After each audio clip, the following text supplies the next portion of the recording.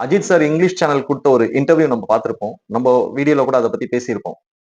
அந்த வீடியோவ தொடர்ந்து இப்போ ஒரு மெசேஜ் மீடியாவுக்கு பாஸ் பண்ணியிருக்கிறாரு. என்ன அப்படின்றத பத்தி தான் நம்ம இந்த வீடியோல பேசப் போறேன். அண்ட் இது இல்லாம லாஸ்ட்டா இன்னொரு முக்கியமான விஷயத்த பத்தி உங்ககிட்ட நான் சொல்றேன். அது நம்ம வீடியோட எண்ட்ல பார்ப்போம் அத பத்தி. ஆனா கண்டிப்பா அத நான் சொல்லியே ஆகணும் உங்ககிட்ட. ஆல்ரெடி அவர் குடுத்த இன்டர்வியூ பத்தி இப்ப அவர் என்ன சொல்லியிருக்கிறாரு அப்படின்றது தான் உங்ககிட்ட நான் இப்ப ஷேர் பண்ண போறேன். அண்ட் ஃபைனலா வீடியோட எண்ட்ல முக்கியமான ஒரு விஷயத்த பத்தி உங்ககிட்ட நான் சொல்லப் போறேன். சோ வீடியோவ ஸ்கிப் பண்ணாம எண்ட் வரைக்கும் பாருங்க. லாஸ்ட்ல கண்டிப்பா ஒரு முக்கியமான விஷயத்த பத்தி உங்ககிட்ட நான் பேசப் போறேன். Hi, hello, welcome to Limelight Media Tamil. நான் உங்கள் எம்.கே.ஆர்.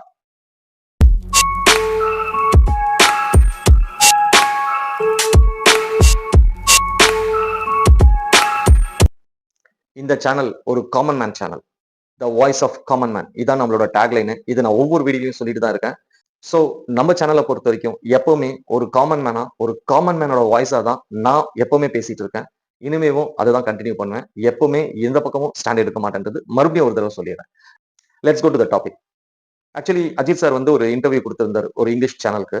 அந்த இன்டர்வியூ பத்தி இப்ப அவர் என்ன சொல்லியிருக்கிறாருன்னா, யங்ஸ்டர்ஸ்க்கு வந்து ஒரு மோட்டிவேஷனா இருக்கட்டும். யங்ஸ்டர்ஸ்க்கு ஒரு ரோல் மாடலா இத எடுத்துக்கிட்டுமே அப்படின்றதுக்காக அந்த ஒரு தாட் ப்ராசஸ்ல தான் நான் ஒரு இன்டர்வியூ குடுத்தேன். சில நியூஸ் சேனல்ஸாலயும், சில பொலிட்டிக்கல் பீப்பிளாலயும் அவங்கவங்களுக்கு சாதகமா அவங்கவங்களுக்கு ஏத்த மாரி இத மாத்தி பேசிக்கிறாங்க. மாத்தி என்னோட கருத்த வந்து தப்பு தப்பா கொண்டு போய் சேர்க்கிறாங்க. அதுக்கான விளக்கமா தான் இப்போ நான் இந்த அறிக்கைய குடுத்திருக்கேன் அப்படின்னு தான் ஆரம்பிக்கிறாரு. ஆக்சுவலி முன்னாடிலாம் வந்து ஒரு நியூஸ் ரிப்போர்ட்டர், ஒரு பொலிட்டிக்கல் ரிப்போர்ட்டர், சினிமா ரிப்போர்ட்டர்ன்னு மீடியால வந்து இந்த மாரி செப்பரேட்டா இருந்தாங்க. ஆனா இன்னைக்கு வந்து அப்படி கிடையாது. இந்த சினிமா ரிப்போர்ட்டர்ஸே வந்து நெறைய பேர் வந்து பொலிட்டிக்கல் ரிப்போர்ட்டரா மாறி இன்னைக்கு பாலிடிக்ஸ் பண்ணிட்டு இருக்காங்க மீடியால. அப்படின்ற விஷயத்த அவரு கன்வே பண்ணிட்டு, அவர் சொன்ன இன்னொரு முக்கியமான விஷயம், விஜய வந்து நான் என்னைக்குமே ஒரு நல்ல ஃப்ரெண்டா தான் பார்த்திருக்கேன். அவருக்கு எகெயின்ஸ்டா என்னைக்குமே எதுவுமே நான் பேசுனது இல்ல. பேசவும் மாட்டேன். ஆனா எனக்கும் விஜய்க்கும் ஏதோ ஒரு பெரிய போட்டி, ஏதோ ஒரு பெரிய பகை அப்படின்ற மாரியான ஒரு இத வந்து கிரியேட் பண்ணியிருக்காங்க இங்க. அது ரொம்ப ரொம்ப தப்பு. அது இல்லன்னு சொல்றதுக்காக தான் மெயினா இந்த மெசேஜ நான் பாஸ் பண்றேன். அப்படின்றத ரொம்ப கிளியரா எக்ஸ்பிளைன் பண்ணியிருக்கிறாரு. இந்த சொசைட்டியே வந்து ஒரு பாய்சன் கலந்த சொசைட்டியா மாறி நிக்குது இன்னைக்கு.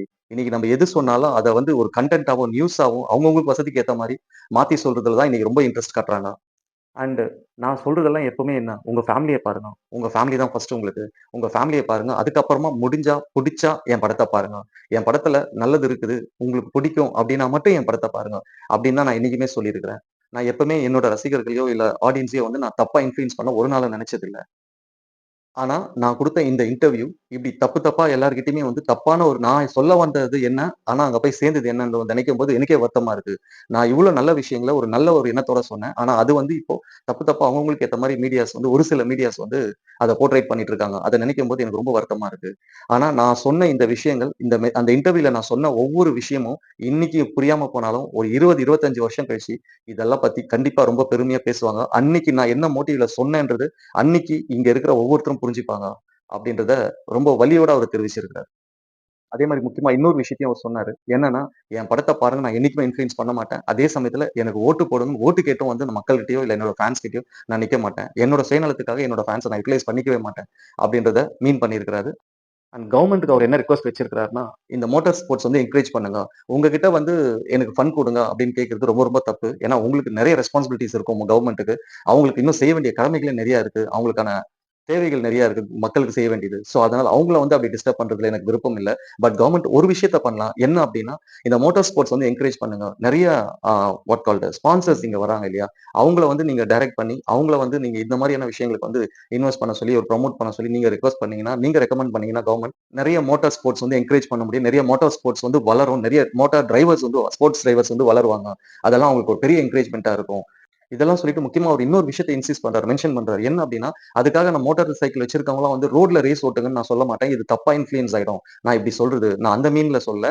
மோட்டார் சைக்கிள் இன்னைக்கு எல்லார்கிட்டயுமே இருக்கு. சோ இத கவர்ன்மெண்ட் வந்து இப்டி ப்ரமோட் பண்ணும்போது, அந்த மாரி இன்ட்ரெஸ்ட் இருக்கும். அட்லீஸ்ட் அவங்க வந்து ட்ராக்ல ஓட்டுறதுக்கான வாய்ப்புகள் இருக்கும். அட்லீஸ்ட் அதுபடி அவங்க அதுக்கான தேவையான பிராக்டிஸ் எடுத்து, அவங்க ஸ்பான்சர்ஸ் கிடைச்சா கண்டிப்பா எல்லாருக்கும் இன்ட்ரெஸ்ட் இருக்கும். எல்லாருக்குமே அது பிராக்டிஸ் எடுக்கிறதுக்கோ, அதுக்கு தேவையான எல்லாமே செய்யறதுக்கு வந்து ஒரு ஸ்பான்சர் இருப்பாங்க இல்லையா?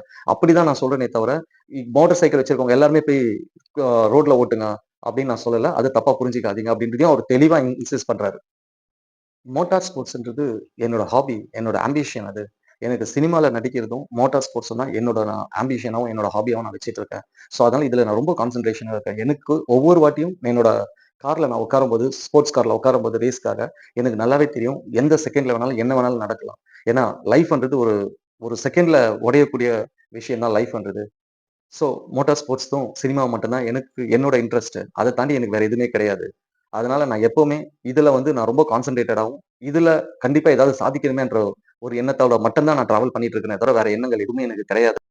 அண்ட் அங்கருந்து அப்படியே ஒரு கரூர் இன்சிடென்ட்க்கு வராரு. கரூர் இன்சிடென்ட்ட பத்தி என்ன சொல்றாருன்னா, இது ஏற்கனவே நடக்க காத்துக்கிட்டு இருந்த ஒரு விஷயமா இருக்கு. இது இங்க மட்டும் இல்ல. ஆல்ரெடி ஆந்திரால ஒரு சினிமா தியேட்டர்ல இதே மாரி நடந்தது. அண்ட் பெங்களூர்ல கிரிக்கெட் மைதானத்துல இதே மாரி நடந்தது. மைதானத்துக்கு வெளிய இதே மாரி நடந்தது. ஸோ இதெல்லாமே ஏற்கனவே நடக்க காத்துக்கிட்டு இருந்த ஒரு விஷயமா நான் யோசிக்கிறேன். இனிமேவாவது நம்ம வந்து பொது இடங்கள்ல எப்படி நடந்துக்கணும்? பொது இடத்துல எப்படி இருக்கணும்? அப்படின்றது ஒரு நெறிமுறையா என்ன உள்பட எல்லாருமே வந்து அத ஃபாலோ பண்ணா பெட்டரா இருக்கும்னு நெனைக்கிறேன். நான் சொல்ற இந்த கருத்தெல்லாம் கண்டிப்பா வந்து தப்பா மக்கள் புரிஞ்சுக்க மாட்டாங்கன்னு நான் நம்புறேன். இத சில மீடியாக்கள் மறுபடியும் வந்து இன்ஃப்ளூயன்ஸ் பண்ணி இத தப்பா போர்ட்ரேட் பண்றதுக்கும் ட்ரை பண்ணுவாங்க. அதுவும் எனக்கு தெரியும். ஆனா மக்கள் அத புரிஞ்சுப்பாங்கன்ற நம்பிக்கையும் எனக்கு இருக்கு. அண்ட் இங்க நம்ப மக்களையும், ரசிகர்கள மட்டுமே தப்பா சொல்லிக்கிட்டு இருக்கோம். அது மட்டும் எப்படி தப்பா இருக்கும்? அவங்க மட்டும் காரணம் இல்ல. இங்க சில மீடியாஸ்கள் என் லைஃப்ல ஓனா நடந்த ஒரு இன்சிடென்ட்ட நான் சொல்றேன். எங்க அப்பா இறந்தப்போ, எங்க அப்பாவ நாங்க அடக்கம் பண்ண கொண்டு போம்போது, சில மீடியா நான் எல்லாரையும் சொல்லல. சில மீடியாஸ் வந்து அந்த உயிரில்லாத அந்த உடம்ப வந்து வீடியோ எடுக்கிறதுக்கும், ஃபோட்டோ எடுக்கிறதுக்கும் அவ்ளோ திருத்திட்டு ஓடி வராங்க பின்னாடி. ஸோ, அவங்களே ஒரு நெறிமுறை இல்லாம இப்படி நடந்துக்கும்போது, அப்ப நம்ம மக்களையும், ரசிகர்களையும் மட்டும் நம்ம எப்படி இத சொல்ல முடியும்? ஸோ எல்லாருமே அவங்கவங்க தவறுகள உணர்ந்து அவங்க திருத்திக்க முயற்சி பண்ணா, ஒரு சொசைட்டியாவே ஒரு நல்ல சொசைட்டியா மாறதுக்கான வழி இருக்கு. வோட் போடுறது வந்து என்னோட உரிமையா நான் நினைக்கிறேன். நான் மட்டும் இல்ல. நம்ம இந்தியால மட்டும் இல்ல. தமிழ்நாட்டுல மட்டும் இல்ல. உலகம் ஃபுல்லாவே ஒவ்வொரு மக்களுமே வந்து ஓட்டளிக்கிறது வந்து அவங்களோட உரிமையாவும், அவங்களோட கடமையாவும் நினைக்கிறது மட்டும் இல்லாம, கவர்மெண்ட்டும் மக்களும் வந்து எப்பவுமே ஒண்ணா பிணைஞ்சு இருந்தா மட்டும் தான் ஒரு நல்ல சமுதாயத்த உருவாக்க முடியும். ஸோ கவர்மெண்ட்டும் மக்களும் ஒண்ணா சேர்ந்து டிராவல் பண்ணா மட்டும் தான் சக்சஸ கொண்டு வர முடியும். ஒரு நல்ல சொசைட்டிய உருவாக்க முடியும். நம்மளோட உரிமைகள கேட்டு வாங்கிக்கணும் அப்டின்னா, அதுக்கு நம்மளோட கடமைகள கரெக்ட்டா நம்ம செய்தாகணும். ஒவ்வொரு காமன் மேனும். அதே மாதிரி இங்க சில பேரு அவங்கள சோசியல் ஆக்டிவிட்டீஸ்ன்னு சொல்லிக்கிட்டு, ஆனா ஒரு சுயநலமாவும், ஒரு மக்கள வந்து திசை திருப்புற வேலைகளையும் இங்க பார்த்துட்டு இருக்காங்க. சோ இதுல இருந்தெல்லாம் மக்கள் வந்து ரொம்ப விழிப்புணர்வோட இருந்து, அந்த மாரி ஆளுங்கள வந்து அவாய்ட் பண்ணிட்டு, நல்லத சொல்றவங்களும், உண்மையா யார் நம்மளுக்காக பேசுறாங்கன்றத புரிஞ்சு நடந்துக்கிட்டா இன்னும் ரொம்ப பெட்டரா இருக்கும். அப்டின்றதையும் ரொம்ப கிளியரா எக்ஸ்பிளைன் பண்ணியிருக்காரு. அதே போல சில மீடியாஸ் வந்து எனக்கும் விஜய்க்கும் ஒரு போட்டிய உருவாக்க நினைக்கிறாங்க. எங்க 2 பேரோட ஃபேன்ஸ்குள்ள பிரச்சனைய உருவாக்க நினைக்கிறாங்க. ஆனா அதெல்லாம் எதுவுமே இல்ல. என்னைக்குமே நான் விஜய்க்கு வந்து ஒரு நல்ல நண்பனா இருப்பேன். நல்ல நண்பனா தான் இன்னைக்கு வரைக்கும் இருந்திருக்கிறேன். அவர் என்னைக்குமே நல்லா இருக்கணும்ன்றது தான் என்னோட ஆசையே. கண்டிப்பா இந்த மோட்டார் ஸ்போர்ட்ஸ்ல நிச்சயமா நான் இந்தியாவுக்கு ஒரு நல்ல பேர் வாங்கி தருவேன். அன்னைக்கு என்ன தமிழன் இல்லன்னு சொன்ன ஒவ்வொருத்தருமே, இவன் தமிழன் தான், இவன் எங்க ஆள் தான் அப்படின்னு சொல்ற நாள் கண்டிப்பா வரும். இதுக்காக என்னோட சோல, என்னோட பாடிய நான் முழுசா அர்ப்பணிச்சு, என் உயிரே போனாலும் பரவால்ல, நிச்சயமா நான் இத செய்து காட்டுவேன். அப்படின்றத ரொம்ப ரொம்ப உருக்கமா சொல்லியிருக்காரு. தல, தலன்னு சொன்னா உங்களுக்கு பிடிக்காது தான். பட் இருந்தாலும் நாங்க ஒரு லவ்ல சொல்றோம். We always stand with you Thala. Don't worry. உயிர கூட பெருசா நினைக்காம நான் கண்டிப்பா வந்து இந்தியாவுக்காகவும், தமிழ்நாட்டுக்காக நான் நிச்சயமா ஒரு கப் அடிப்பேன்னு சொல்றீங்க பார்த்தீங்களா?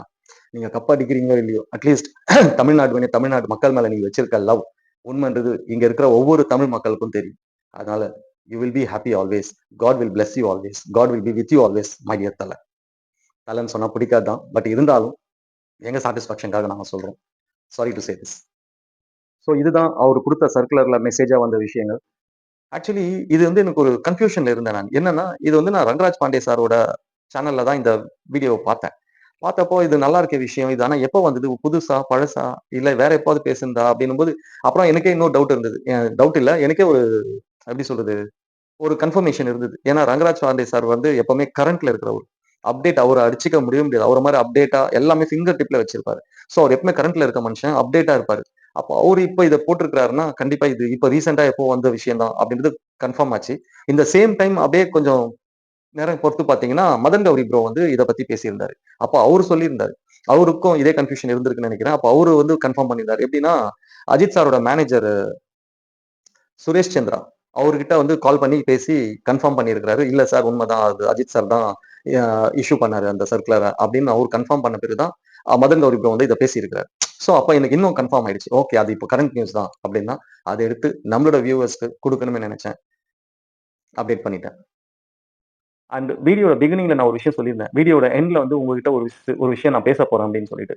அது என்ன அப்படின்னா, கண்டிப்பா என்னோட காமன் மேன் டீம்ல இருக்கிற ஒவ்வொருத்தர்கிட்டயுமே நான் சாரி சொல்லிக்கிறேன். Very, very sorry. I am really very sorry. From heart I am telling you this.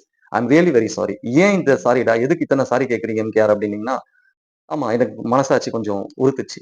என்ன அப்டின்னா, அந்த கோயம்புத்தூர் மேட்டர் வந்து நான் கொண்டு வந்து உங்ககிட்ட சேர்த்திருக்கணும். ஆனா அத நான் பேசல. அத பத்தி உங்ககிட்ட நான் கொண்டு வந்து சேர்க்கல. என்னோட காமன் மேன் டீம்ல அத நான் கண்டிப்பா கன்வே பண்ணியிருக்கணும். அத நான் பண்ணாதது என்னோட தப்பு தானே. பட் ஏன் பண்ணலன்னா, அது ரொம்ப பெயின்ஃபுல்லா இருந்ததுங்க. இந்த மாரி நம்ம சேனல்ல பார்த்தீங்கன்னா தெரியும். நெறைய வீடியோஸ் இந்த மாரியான வீடியோஸ் போடும்போதெல்லாம் ஒவ்வொரு தடவையும் ரொம்ப ஒரு பெயின்ஃபுல்லா தான் அந்த வீடியோவ நான் போடுவேன். அதே மாரியே மறுபடியும் இதுவா? மறுபடியும் இதேவா? மறுபடியும் இப்படி பேசணுமா? இத பத்தியே தான் பேசணுமா? யார்றா நீங்கலாம்? எங்க இருந்துடா வரீங்க நீங்கலாம்? அப்படின்ற மாரி ஒரு ஃபெட் அப்பா இருந்தது. ரொம்ப பெயின்ஃபுல்லா இருந்தது. அதனால எனக்கு அது போடலாமா? வேணாமா? உண்மையிலேயே சொல்றேன். To be honest I am telling you ரொம்ப பெயினா இருந்தது. அதனால தான் அத நான் போடல. ஆனா அப்புறமா மனசாட்சி உறுத்துச்சு.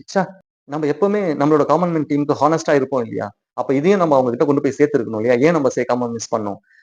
என்னோட பெர்சனல் பெயினால அத நான் வீடியோ போடாம விட்டேன். பெர்சனல் பெயின்னா எனக்கு பெர்சனலா எதுவுமே இல்ல. இந்த இன்சிடென்ட்ட பார்த்து எனக்கு ஒரு பெர்சனலா ஒரு பெயின் இருந்தது. என்னடா இது இப்படி நடக்குதே! ஒவ்வொரு காமன் மேனுக்கும் இருக்கும் இல்லையா? அந்த இன்சிடென்ட்ட கேள்விப்படும்போது எல்லாரும் ஹேப்பியா ஃபீல் பண்ணுவாங்க. கண்டிப்பா இல்ல. உண்மையான ஒரு காமன் மேனா எல்லாருமே யோசிக்கிறது என்னவா இருக்கும்? என்னடா இப்படி நடக்குதேன்னு. அதுதான். அந்த பெயின் தான் எனக்கும் இருந்தது. ஏன்னா எத்தன நாளைக்கு தான் இத பத்தியே பேசுவோம்? இன்னும் எத்தன நாளைக்கு பேசப் போறோம்? இன்னுமே அது நடந்துட்டே இருக்குமா? அப்படின்னு நினைக்கும்போது அது ரொம்ப பெயின்ஃபுல்லா இருக்கு இல்லையா? பட் நான் செய்தது தப்பு. நான் அத கண்டிப்பா உங்ககிட்ட கொண்டு வந்து சேர்த்திருக்கணும். அது சேர்க்கல. இனிமே அது நடக்காம பார்த்துக்கிறேன். இது நடக்காம பார்த்துக்கிறேனோ இல்லையோ, ஆனா இனிமே இது இந்த மாரியான இன்சிடென்ட் நடக்கவே கூடாதுன்றது தான் நான் நான் எக்ஸ்பெக்ட் பண்றேன். நான் மட்டும் இல்ல. என்ன மாரி இருக்க ஒவ்வொரு காமன் மேனுமே எக்ஸ்பெக்ட் பண்றது அதுதான். எந்த பொண்ணுக்குமே இந்த மாரியான ஒரு அநீதி நடக்கவே கூடாது. எப்பங்க திருந்த போறாங்க இவங்கலாம்? இதுக்கு என்னதான் பண்றது? இதுக்கு என்ன பண்ணா இவங்க இந்த மாரி இன்சிடென்ட்ஸ் எல்லாம் கம்மியாகும்? இது எப்படி குறைக்கிறது இத? இது கண்டிப்பா கவர்ன்மென்ட்டும், ஆ போலீஸும் கண்டிப்பா ஒரு சிவியரான ஒரு ஆக்ஷன் எடுக்கணும். இதுக்கு வந்து ஒரு சொல்யூஷன் கண்டுபிடிக்கணும். அது எந்த கவர்ன்மென்ட்டா இருக்கட்டும். இப்ப இருக்கிற கவர்ன்மென்ட்டா, இல்ல நாளைக்கு வரப்போற கவர்ன்மென்ட்டா, இல்ல இதே கவர்ன்மென்ட் தான் நாளைக்கு வருதா? அதெல்லாம் நமக்கு தெரியாது. பட் கவர்ன்மென்ட் வந்து இதுக்கு கண்டிப்பா ஒரு சிவியரான ஆக்ஷன், அதாவது ஒரு இதுக்கு ஃபுல் ஸ்டாப் வைக்கிற மாரியான ஒரு ஆக்ஷனா கண்டிப்பா இது இருக்கணும். அது எந்த கவர்ன்மென்ட் எடுத்தாலும் சரி. ஏன்னா இத இத வந்து ஒரு ஒரு எப்படி சொல்றது? பேச்சு கூட வரமாட்டேங்குதுங்க. அத நினைக்கும்போதே நான் ரொம்ப எமோஷன் ஆயிடுறேன். டென்ஷன் ஆயிடுறேன். இத வந்து யாரால கண்ட்ரோல் பண்ண முடியும்னா, கவர்ன்மென்ட்டாலயும், போலீஸால மட்டும் தான் இது கண்ட்ரோல் பண்ண முடியும். அதுக்கு ஒரு லாவே பாஸ் பண்ணாலும் தப்பில்ல. ஆனா என்ன பண்ணாலும் எப்படி இவங்கள எப்படி தான் திருத்துறது? இவங்கள திருத்துறதுக்கெல்லாம் வேஸ்ட். திருத்தவே முடியாது. இவனுங்களுக்கெல்லாம் வந்து தப்பு பண்ணா வேண்டாம். வீடியோல தப்பா பேசக்கூடாது. அந்த மாரி ஏதாவது பண்ணணும். அப்பதான் இவனுங்கலாம் திருந்துவானுங்க. விருப்பம் இல்லாத ஒரு பொண்ண எப்படி அவனுங்களுக்கு வந்து இப்படி ஒரு மிருகத்தனமா வந்து எண்ணங்கள் வருதுன்றதே தெரியல. அதுக்கு மேல இன்னும் எங்க தான் இருக்கிறானுங்க? யார் தான் இவனுங்கன்னு தெரியல. அத அந்த வீடியோஸ நான் பார்த்தேன். அதுக்கப்புறமா சில பேர் பேசுனதையும் பார்த்தேன். மீடியா சேனல்ஸ்ல இருக்கிறவங்க சில பேர் அத இப்படி பேசுறாங்களே நீங்க கேட்கும்போது, யோசிக்கும்போது கஷ்டமா இருக்கு. என்ன கேட்குறாங்க? ஏன் இந்த பொண்ணு அந்த டைம்ல அங்க போகுது? இவன் ஏன் அந்த பொண்ண அங்க கூட்டு போனான்? இதெல்லாம் ஒரு ரீசனா? நம்ம இண்டிபெண்டன்ட் கண்ட்ரில இருக்கிறோம். அதுக்காக சில பேர் கேட்பாங்க. அதுக்காக அந்த டைம்ல அங்க யாரும் இல்லாத இடத்துக்கு போணுமா? அப்படின்ட்டு. இப்படியே பேசிட்டே இருந்து நீங்க தப்பு செய்றவங்கள நியாயப்படுத்துறீங்களே தவிர, நாளைக்கு வந்து எந்த ஒரு பொண்ணுமே வந்து நம்மளுக்கு இது நடந்துருச்சு அப்படின்னு நம்ம சொல்ல வந்தா, ஐயோ! நம்மள தானே இந்த உலகம் தப்பா பேசும். நம்மள தானே இந்த உலகம் கேவலமா பேசும்ன்ற மனநிலைக்கு தான் அந்த குழந்தைங்களையோ, இல்ல அந்த பெண்களையோ, இல்ல அந்த விமன்ஸையோ நீங்க தள்றீங்கன்றத மட்டும் புரிஞ்சுக்கங்க. அத மறந்துறாதீங்க. நீங்க இப்படி பேச பேச அவங்க வந்து தைரியமா அவங்களோட தைரியம் அவங்கள விட்டு போயிடும். அவங்க தைரியமா முன்னாடி வந்து எதையுமே ஸ்டெப் எடுக்கணும்னு நினைக்கும்போது அவங்களால முடியாது. இப்ப என்னால இந்த வீடியோ இத பத்தி பேசும்போது எனக்கு வாயே சரியா வரமாட்டேன்து. எனக்கே ஒரு ஹியூமனா, ஒரு ஜென்ட்டா எனக்கே இப்படி இருக்கும்போது, பாதிக்கப்பட்ட பெண்கள் எப்படி வந்து இத பேசுவாங்க? பாதிக்கப்பட்ட பெண்கள் வந்து எப்படி இத தைரியமா சொல்லுவாங்க? அவங்க மைண்ட்ல என்ன ஓடும்? ஐயோ! இது நம்ம மேல தப்புன்னுவாங்களே! இந்த சொசைட்டி நம்மள தானே இப்படி கேவலமா பேசும். இந்த சொசைட்டி நம்மள தானே தப்பா பேசும். இப்படிதான் நினைப்பாங்க. சோ, பெண்கள் மனசுல நீங்க வந்து அந்த மாரி ஒரு விஷத்த தான் நீங்க விதைக்கிறீங்க. தயவு செய்து இந்த மாரி நான்சென்ஸான கேள்விகள ஸ்டாப் பண்ணுங்க. அது யாரா இருந்தாலும் சரி. யார்றா நீங்கலாம்? தப்பு தப்பு தான். ஒரு பொண்ணு மேல ஒரு பொண்ணு விருப்பம் இல்லாம எவன் தொட்டாலும் தப்பு தான். அத விட்டுட்டு அந்த பொண்ணு ஏன் அங்க போச்சு? இவன் ஏன் அங்க கூட்டு போனான்? இதெல்லாம் கேள்வியே அதெல்லாம். Sorry guys. இது கொஞ்சம் எமோஷனா இருந்தது. இதுதான் நான் உங்ககிட்ட கன்வே பண்ணணும்னு நெனச்சேன். பாப்போம். நெக்ஸ்ட் வீடியோல பாப்போம். பாய்.